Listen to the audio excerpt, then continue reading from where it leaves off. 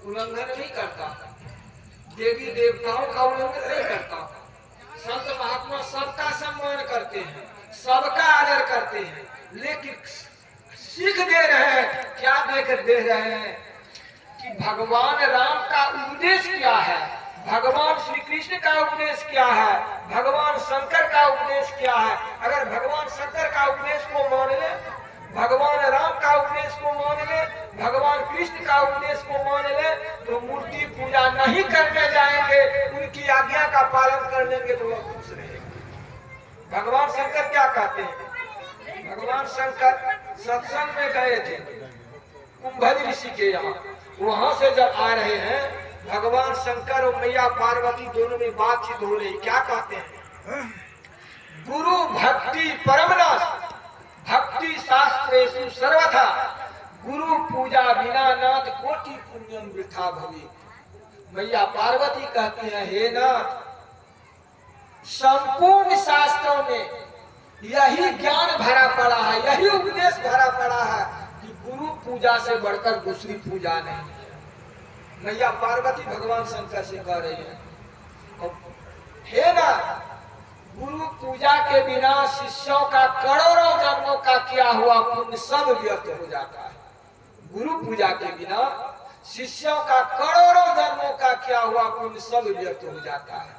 तो भगवान शंकर की जब हम पूजा करते हैं, तो भगवान शंकर का जो उपदेश है, भगवान शंकर जो कह रहे हैं, उनका उपदेश को मान लेंगे, उनके अनुकूल कर्म करेंगे, भगवान शंकर खुश रहेंगे कि नाराज रहेंगे? माता पिता को मानते हैं, माता पिता का आज्ञा का अगर पालन करेंगे, माता पिता खुश रहेंगे कि नाराज रहेंगे? माता पिता खुश रहेंगे और हृदय से उनका आशीर्वाद पड़ेगा, मिलेगा हम लोगों को। अगर माता पिता का आदेश को नहीं मानते हैं, केवल इतना कहते हम फला बाबू का बेटा है, केवल इतना कहकर क्या हो गया? माता पिताजी खुश रहेंगे? पिताजी और उनका आज्ञा का पालन नहीं करेंगे तो पिताजी खुश रहेंगे उनका?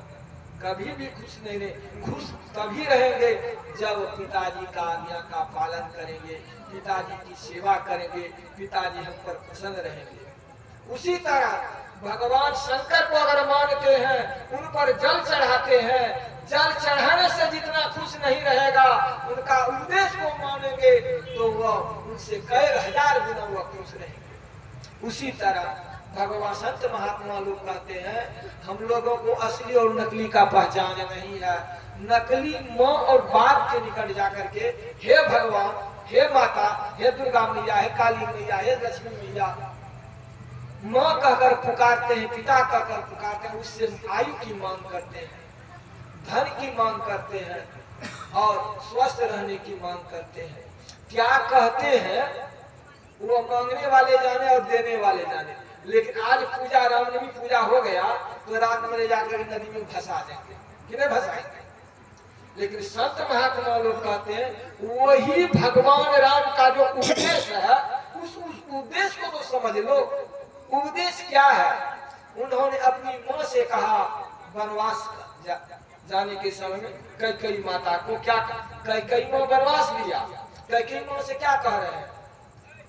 सुनु जननी सोई सुत बड़ भागी, जो पितु मातु बचन अनुरागी। हे माँ, वही बेटा बड़ भागी है जो माता पिता का वचन का पालन करता है। फिर क्या कहा?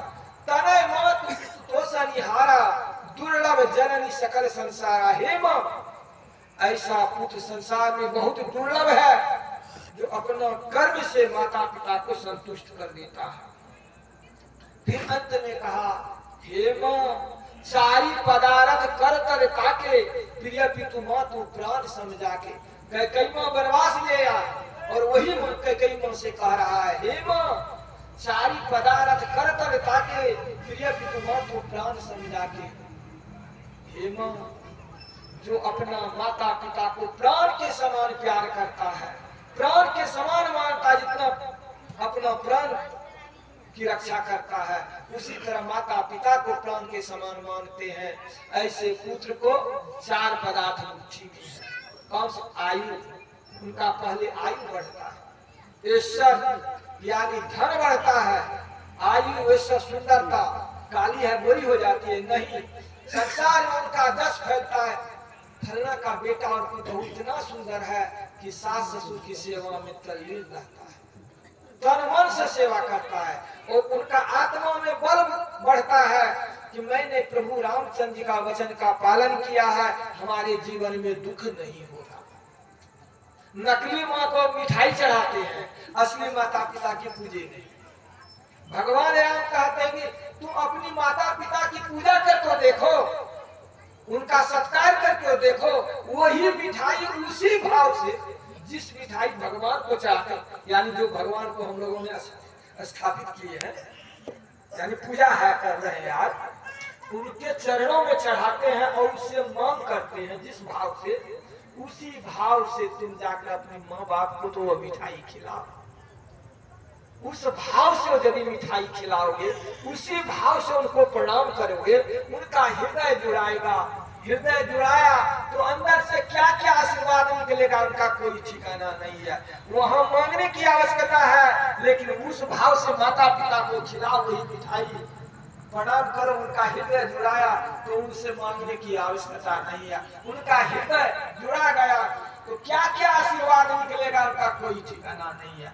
क्या क्या आशीर्वाद निकलेगा, भगवान राम ने कहा पहले उनका आयु बढ़ता है, धन बढ़ता है, जस बढ़ता है और आत्मा में बल मिलता है।